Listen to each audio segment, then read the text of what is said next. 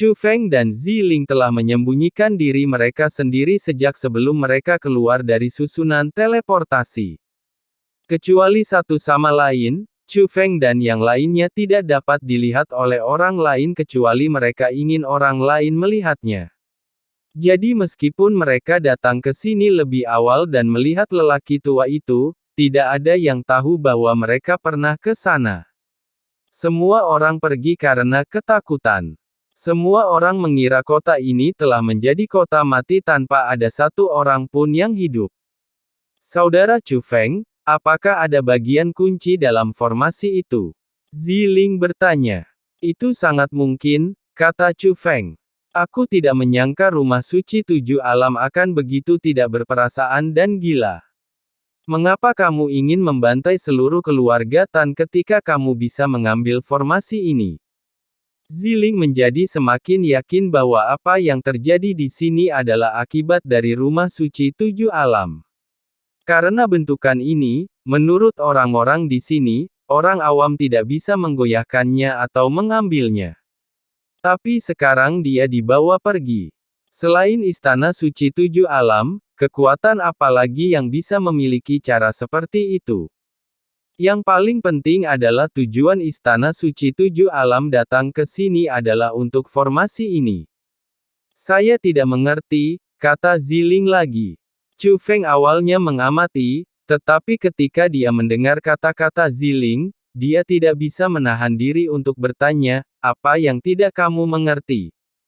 Metode istana suci 7 alam dapat mengambil apa yang mereka inginkan secara diam-diam. Mengapa harus besar sekali, mulai membunuh? Kata Ziling bingung. Karena mereka cukup kuat, kata Chu Feng. Cukup kuat. Ziling semakin bingung. Alasan ini sungguh menggelikan. Bagaimana hal ini bisa menjadi alasan untuk memusnahkan puluhan juta makhluk hidup jika hal tersebut cukup kuat? Di mata mereka, orang-orang ini sama sekali bukan manusia, hanya semut. Dan mereka harus melakukan ini dengan sempurna. Lagi pula, ini terkait dengan harta karun di kota penguasa dunia persilatan leluhur. Mereka tidak ingin ada yang salah. Keluarga Tan bisa kematian, karena mereka sama sekali bukan halangan bagi istana suci 7 alam. Tetapi orang-orang di istana suci 7 alam seharusnya merasa lebih nyaman sekarang setelah keluarga Tan meninggal. Izinkan saya bertanya kepada Anda, jika Anda bisa mendapatkan ketenangan pikiran dengan menginjak-injak sekelompok semut, berapa banyak orang yang tidak mau melakukannya? Chu Feng bertanya balik. Tetapi mereka bukanlah semut, tetapi manusia yang hidup. Kata Ziling. Jadi ku bilang, mereka terlalu kuat, dan mereka sudah kuat terlalu lama.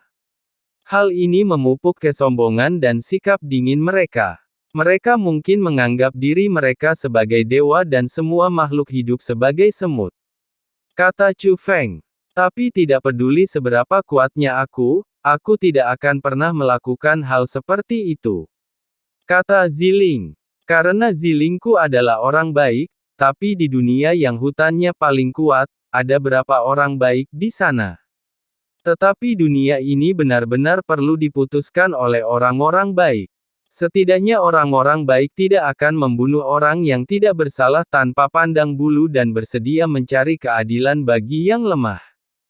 Jika semua penguasa Tianhe adalah orang baik, dunia seni bela diri yang luas tidak akan pernah seperti sekarang ini. Kata Chu Feng, yang diucapkan dengan santai, membuat Ziling mendengarkan dengan penuh perhatian. Dia berlatih keras agar bisa membantu Chu Feng dan tidak menahannya. Bayangkan saat pertama kali dia bertemu Chu Feng, dengan sisi pertarungan Chu Feng berdampingan.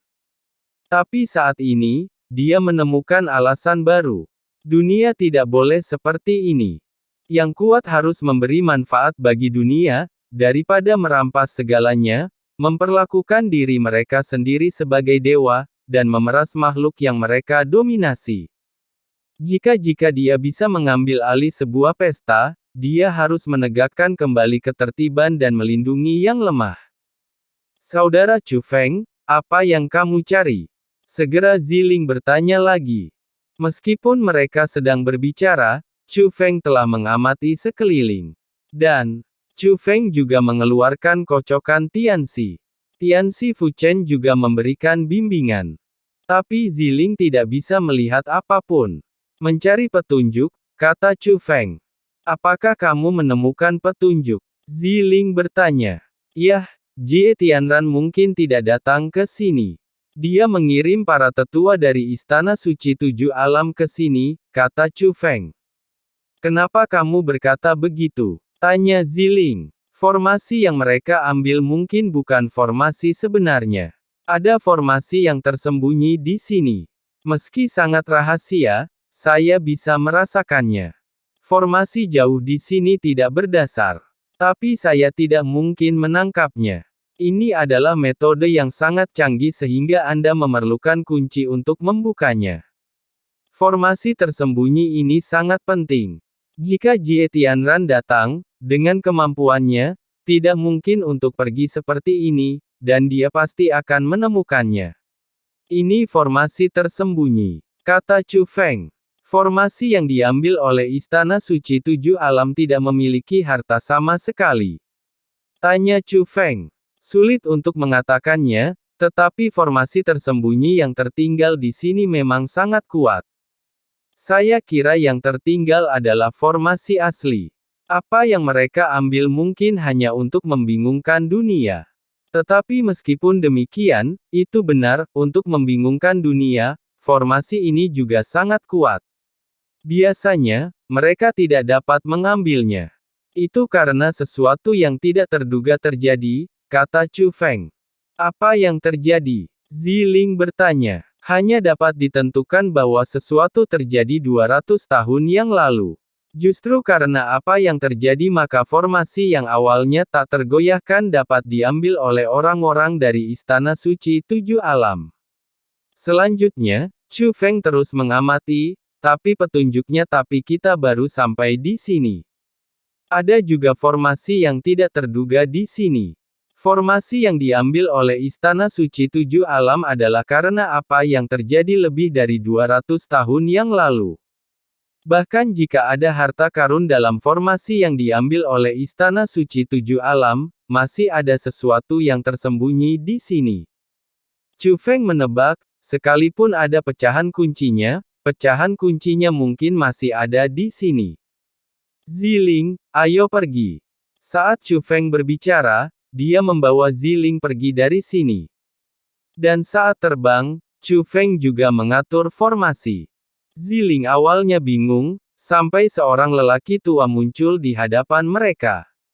Dia sadar, orang tua di depan adalah orang tua yang pertama kali menemukan bahwa formasi istana bawah tanah hilang di istana bawah tanah.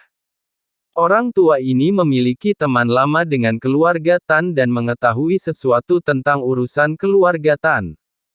Bukan suatu kebetulan bahwa Chu Feng kebetulan bertemu dengannya. Chu Feng mengejar orang tua ini.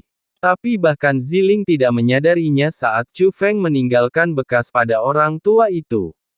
Bas. Mendekati lelaki tua itu, Chu Feng mengangkat lengannya, dan formasi di tangannya seperti lonceng besar yang jatuh dari langit, menjebak lelaki tua itu.